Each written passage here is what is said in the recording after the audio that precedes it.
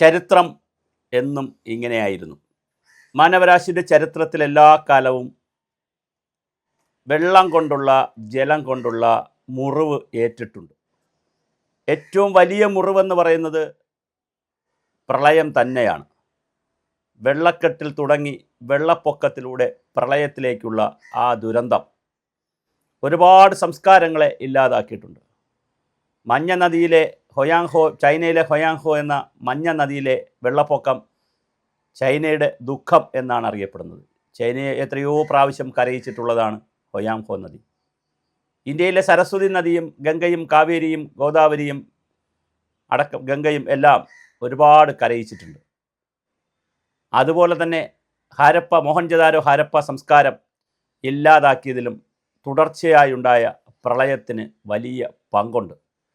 എന്താണ് ചരിത്രത്തിൽ പ്രളയം പറയുന്നത്? വളരെ ലളിതമാണ് പ്രളയം എന്ന വാക്ക്.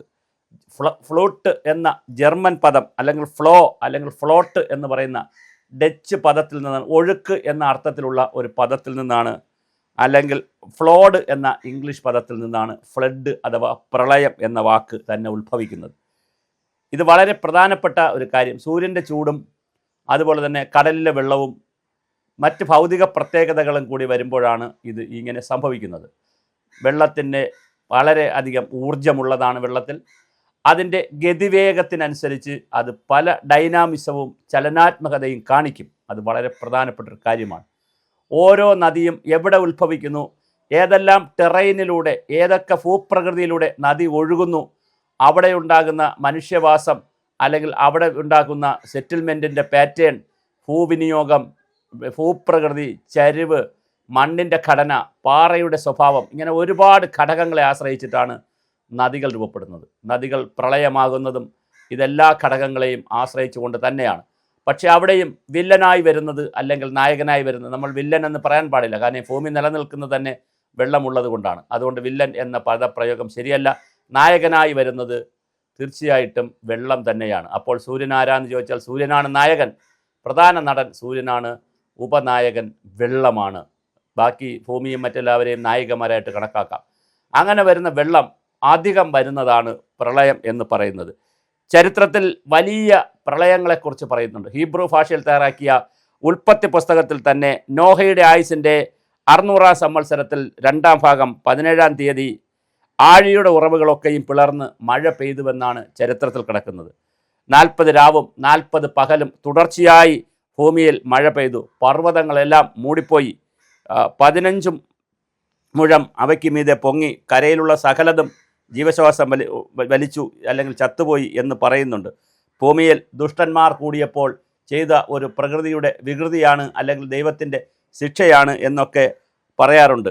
ഭൂമിയിലേക്ക് വീണ്ടും ദുരിതങ്ങളും ദുഃഖങ്ങളും കൂടിയപ്പോൾ ഗ്രീക്ക് ഐതിഹ്യം അനുസരിച്ച് തുടർച്ചയായി 9 ദിവസവും 24 മണിക്കൂറും മഴ പെയ്തതായി ചരിത്രത്തിൽ രേഖപ്പെടുത്തി വച്ചിട്ടുണ്ട്. ദേവൻ്റെ നിർദ്ദേശപ്രകാരം ജീവജാലങ്ങളുടെ മൺരൂപങ്ങൾ ഉണ്ടാക്കി വെച്ച് സൂയസ് ദേവൻ കാറ്റിനെ വിളിച്ച് മൺരൂപങ്ങളുടെ ഊതിക്കടത്തി വീണ്ടും ജീവൻ വെപ്പിച്ചു എന്ന കഥകളൊക്കെ ഉണ്ട്. ഇതൊക്കെ ചരിത്രത്തിൽ കിടക്കുന്ന മിത്തുകളെന്നോ കഥകളെന്നോ നമുക്ക് പറയാം. ഭൂമിയിലെ മുഴുവൻ ദുഷ്ടപ്രവർത്തനങ്ങളെയും ഇല്ലാതാക്കാൻ ദേവന്മാർ 1200 വർഷം കൂടുമ്പോൾ പ്ലേഗും കൊടും പട്ടിണിയും വരൾച്ചയും വെള്ളപ്പൊക്കമെല്ലാം ഭൂമിയിൽ അയക്കുമായിരുന്നു. അങ്ങനെ അയച്ചതിന് പ്രയോജനമില്ലാതെ വന്നപ്പോഴാണ് പ്രളയത്തെ അയക്കാൻ തീരുമാനിച്ചത് എന്നാണ് ബാബിലോണിയക്കാർ വിശ്വസിക്കുന്നത്. അപ്പോൾ എത്ര രസകരമാണ്, എത്ര പഴയതാണ് ഈ കാര്യങ്ങൾ നോക്കൂ.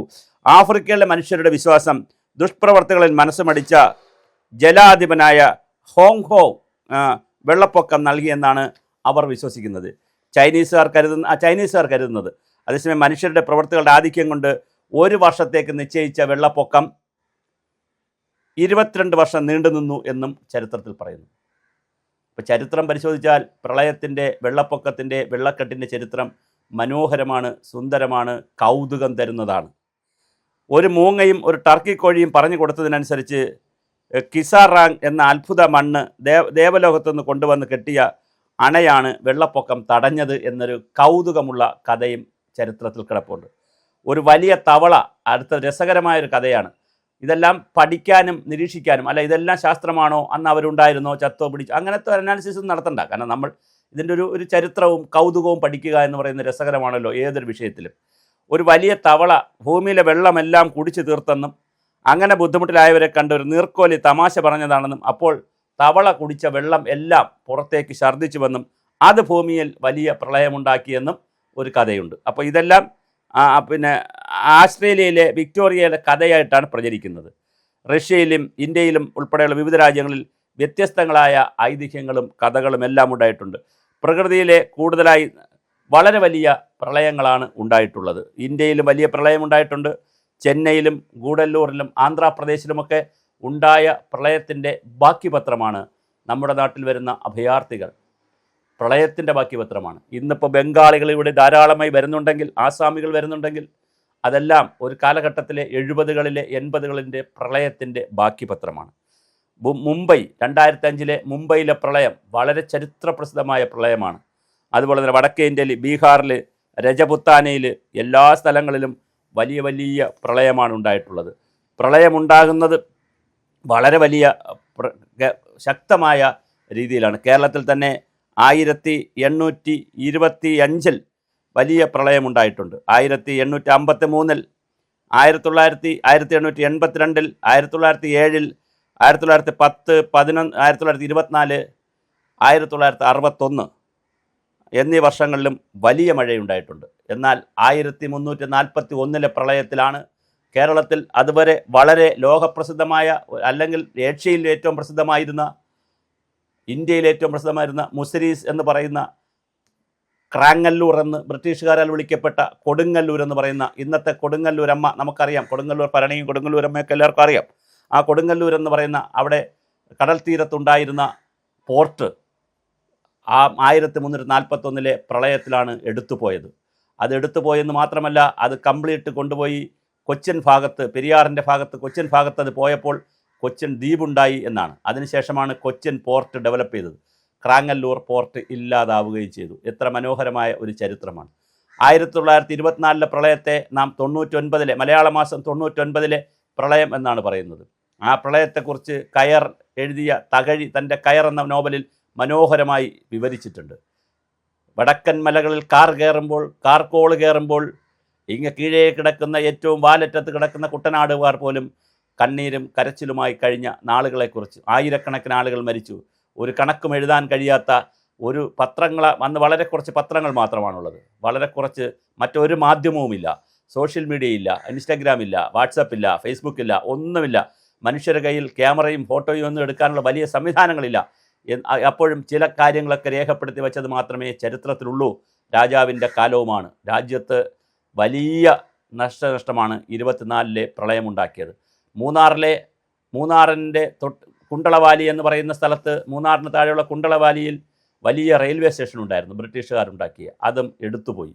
അതുപോലെ തന്നെ മൂന്നാറിൻ്റെ ഇന്ന് കാണുന്ന ടാറ്റ ടീ എസ്റ്റേറ്റിൻ്റെ അകത്ത് പോയി നോക്കിയാൽ ഒരു റെയിൽവേ പാളത്തിൻ്റെ അവശിഷ്ടങ്ങൾ കാണാൻ കഴിയും.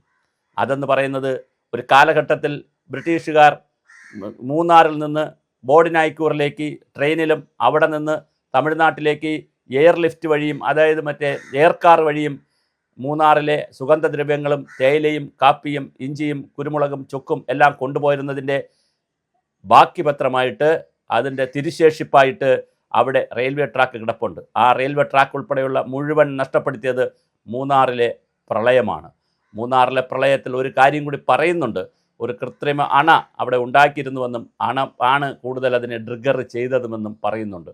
24 പ്രളയം കഴിഞ്ഞതിന് ശേഷം കേരളം വലിയ പ്രളയങ്ങളൊന്നും കണ്ടിട്ടില്ല. 24 പ്രളയം കണ്ട ഒരാൾ പോലും ഇപ്പോൾ ജീവിച്ചിരിപ്പുമില്ല. അങ്ങനെ ആരെങ്കിലുമൊക്കെ ചിലപ്പോൾ ഉണ്ടെങ്കിൽ 103 വയസ്സ് കഴിയണമല്ലോ. അങ്ങനെ ഇനി ആരെങ്കിലും ഉണ്ടോ എന്ന് നമുക്കറിയില്ല. 103 വയസ്സ് കഴിഞ്ഞ ആരെങ്കിലും കാണും. അപ്പോൾ 103 വയസ്സ് കഴിഞ്ഞ ഒരാളുണ്ടെങ്കിലും അത് പുരുഷനായ സ്ത്രീയായാലും അന്ന് 24 1 വയസ്സായിരിക്കുമല്ലോ. അപ്പോൾ 1 വയസ്സിൽ എന്ത് ഓർമ്മയാണ് ഉണ്ടാവുക? അപ്പോൾ എന്തായാലും ആ ഓർമ്മ എന്ന് പറയുന്നത് ഉള്ള മനുഷ്യർ ഇനി ഇല്ല എന്ന് തന്നെ നമുക്ക് പറയാം. അത് കഴിഞ്ഞ് 2018 വലിയ പ്രളയം വന്നത്. ഡാം മാനേജ്മെൻറ്റിൽ ഉൾപ്പെടെ വലിയ പ്രതിസന്ധി ഉണ്ടാക്കിക്കൊണ്ട് 1,500-ലധികം ആളുകൾ മരിക്കുകയും ഒരുപാട് നാശനഷ്ടങ്ങൾ ഉണ്ടാക്കുകയും ചെയ്ത പ്രളയമാണ് 2018 നമുക്കുണ്ടായത്. തുടർ വർഷങ്ങളിൽ കേരളത്തിൽ വെള്ളപ്പൊക്കം വളരെ വലിയ തോതിലാണ് ഉണ്ടായിരിക്കുന്നത്. അതായത് ഓരോ വെള്ളപ്പൊക്കം വരുമ്പോഴും അല്ലെങ്കിൽ പ്രളയം വരുമ്പോഴും റോഡുകൾ ഒലിച്ചു പോവുക, ഇലക്ട്രിസിറ്റി സംവിധാനം ഇല്ലാതാകുക, ടെലിഫോൺ സംവിധാനം താറുമാറാകുക, കെട്ടിടങ്ങൾ എടുത്തു പോവുക, വളരെ വലിയ തോതിലാണ് കേരളത്തിൽ ഇങ്ങനെ ഉണ്ടായിട്ടുള്ളത്. ആലുവ റോഡ് ഒരിക്കൽ ചോരിക്കൊഴിഞ്ഞ മഴയിൽ നഷ്ടപ്പെട്ട എത്ര പ്രാവശ്യമാണ് നമുക്ക് എന്തെല്ലാം നഷ്ടങ്ങളാണ് ഉണ്ടാക്കിയത്. ആലുവ റോഡ് ഒരു പ്രാവശ്യം ഒലിച്ചുപോയി. പീരുമേട് വണ്ടിപ്പെരിയാർ റോഡ് തകർന്നു. നദികൾ പല നദികളും ഗതിമാറി ഒഴുകും. അതാണ് ഇതിൻ്റെ മറ്റൊരു പ്രശ്നം. കാര്യം നദികൾ ഇടനാട്ടിലേക്ക് മലനാടിൽ നിന്ന് കുത്തനെ വി ഷേപ്പ്ഡായിട്ടുള്ള വി ആകൃതിയിലുള്ള വളരെ ഗ്രേഡിയൻ്റ് കൂടിയിട്ടുള്ള മലനിരകളിൽ നിന്ന് കുത്തനെ ഒഴിച്ച് താഴേക്ക് ഒഴിക്കുന്ന പോലെ കുത്തനെ താഴേക്ക് വന്നാൽ ഇടനാട്ടിലെത്തിയാൽ യു ആകൃതിയിലുള്ള മിയാൻഡറിങ് വളഞ്ഞ് പുളഞ്ഞൊഴുകുന്ന നദിയാണ് ഉണ്ടാവുക.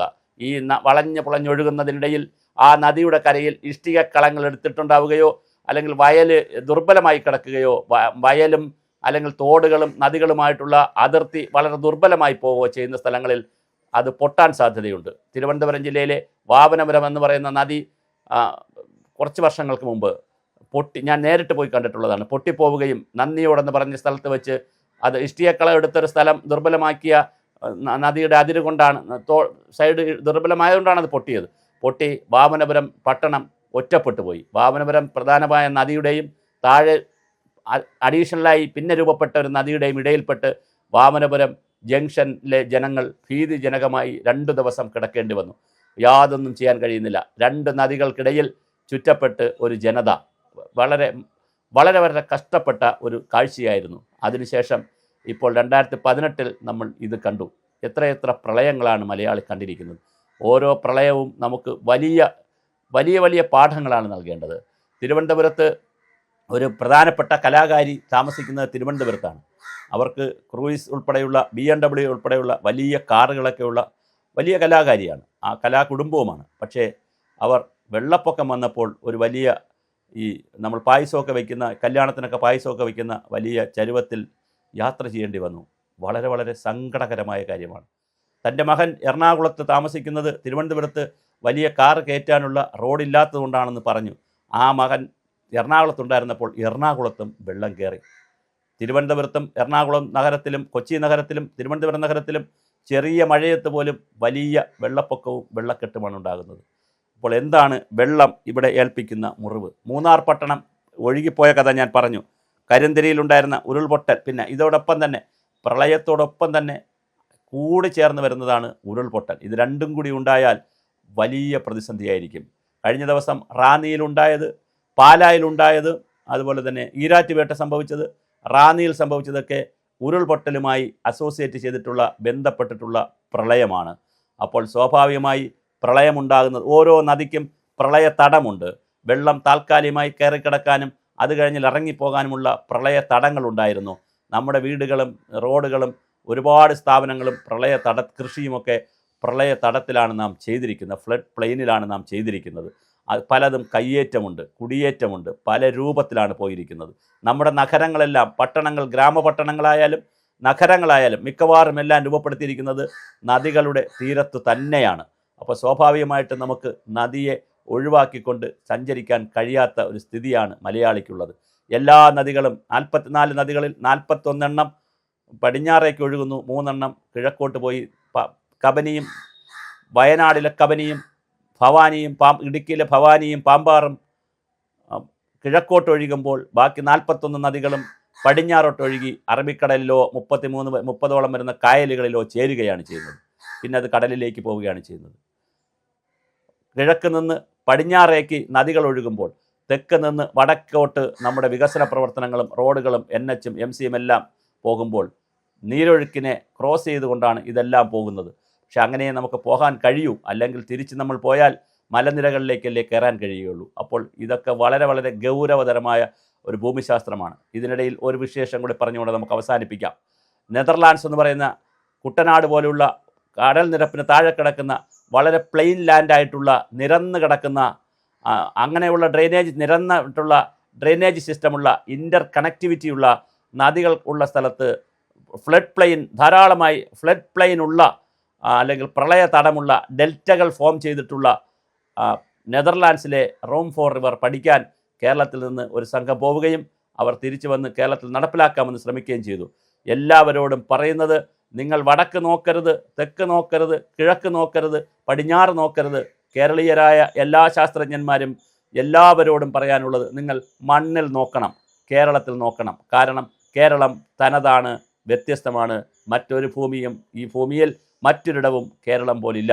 അതുകൊണ്ട് തന്നെ നിങ്ങൾ ഒരു മാതൃകയ്ക്ക് വേണ്ടിയും ഒരു സ്ഥലത്തും പോയി ആരോടും കെഞ്ചരുത്, ആരോടൊന്നും മാതൃക പഠിക്കാനും നിങ്ങൾ ശ്രമിക്കേണ്ട.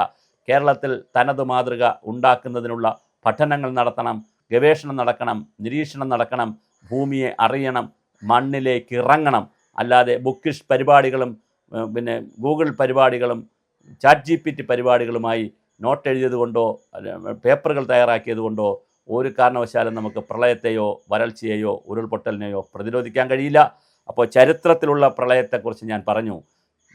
ലോകത്തിൻ്റെ എല്ലാ ചരിത്രങ്ങളും എല്ലാ നാഗരികതകളെയും യൂഫ്രട്ടീസ് ടൈഗ്രീസ് നദിയിലെ ആയാലും ജോർദാൻ നദി എന്ന് പറയുന്ന വളരെ ചെറിയ ഒരു നദിക്ക് വേണ്ടിയിട്ടാണ് ഇസ്രായേലിൽ യുദ്ധം നടക്കുന്നത്. വളരെ ചെറിയൊരു നദിയാണ്, ഇന്ത്യയുമായി കമ്പയർ ചെയ്യുമ്പോൾ വളരെ ചെറിയൊരു നദിയാണ്. പക്ഷേ ആ ജോർദാൻ നദിക്ക് വേണ്ടി എത്രയെത്ര രക്തമാണ് ചൊരിഞ്ഞത്. ലോകം മുഴുവൻ വെള്ളത്തിന് വേണ്ടി പായുമ്പോൾ വെള്ളം ഉണ്ടാക്കുന്നൊരു അത്ഭുതമാണ് പ്രളയം. അതുകൊണ്ട് തന്നെ പ്രളയത്തോടൊപ്പം എങ്ങനെ ജീവിക്കാം എന്നുകൂടി നമ്മൾ തീരുമാനിക്കണം. കേരളത്തിൽ പ്രളയം മാനേജ് ചെയ്യേണ്ടത് നദീതീരങ്ങളിലെ മണൽ വാരിക്കൊണ്ടോ അല്ലെങ്കിൽ മണൽ വാരൽ മാത്രം നടത്തിക്കൊണ്ടോ സിൽട്ട് മാത്രം വാരിക്കൊണ്ടോ അല്ല. ഓരോ നദീതടങ്ങളിലും അതുപോലെ തന്നെ നീർത്തടങ്ങളിലും വലിയ പ്രവർത്തനങ്ങൾ നടക്കണം. മലനാട്ടിൽ വീഴുന്ന, സഹ്യാദ്രിയിൽ വീഴുന്ന, പശ്ചിമഘട്ടത്തിൽ വീഴുന്ന ഓരോ തുള്ളി മഴയുമാണ് അറബിക്കടലിൽ എത്തുന്നത് എന്ന് നാം തിരിച്ചറിയണം. അപ്പോൾ ആയിരക്കണക്കിന് പതിനായിരക്കണക്കിന് ചെറു തോടുകളുടെ സംഗ്രഹമാണ്, കൂടിച്ചേരലാണ്, സംഗമഭൂമിയാണ് 44 നദികളും എന്നും തിരിച്ചറിയണം. ഒരു നദിയെടുത്താൽ ഒന്നാം നിര ചാൽ മുതൽ രണ്ടാം നിര, ഒരു തുടക്കച്ചാലിനെ നമുക്ക് ഒന്നാം നിര എന്ന് പറയാം, ഫസ്റ്റ് ഓർഡർ, അതാണ് കറക്റ്റ് വാക്ക്. രണ്ട് ഫസ്റ്റ് ഓർഡർ ചേർന്ന് എവിടെയെങ്കിലും വെച്ച് സംഗമിക്കുമ്പോൾ പിന്നെ സെക്കൻഡ് ഓർഡർ ആകും. അതിൻ്റെ വോളിയം കൂടും, നീളം കൂടും, വെള്ളത്തിൻ്റെ അളവും കൂടും. 2 സെക്കൻഡ് ഓർഡറുകൾ സംഗമിച്ചാൽ തേർഡ് ഓർഡർ സ്ട്രീം ഉണ്ടാകും. 2 തേർഡ് ഓർഡർ സംഗമിച്ചാൽ ഫോർത്ത് ഓർഡർ സ്ട്രീം ഉണ്ടാകും.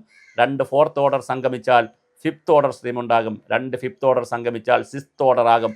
സിക്സ്ത് ഓർഡർ 6ാം നിരയേക്കാകുമ്പോൾ വലിയ വെള്ളം, കാരണം ഈ 5 നിരകളിലെയും പല പല തോടുകളിലെ വെള്ളം വന്നതുകൊണ്ട് തന്നെ വലിയ രീതിയിൽ എന്ത് സംഭവിക്കും, വെള്ളത്തിൻ്റെ വോളിയം ഉണ്ടായിരിക്കും. കേരളത്തിലെ നദികൾ പലതും 6ാം നിരയിലോ 7ാം സ്ട്രീമിലോ സിക്സ്ത് ഓർഡറിലോ 7th ഓർഡറിലോ ഉള്ളതാണ് നമ്മുടെ നദികളെല്ലാം തന്നെ.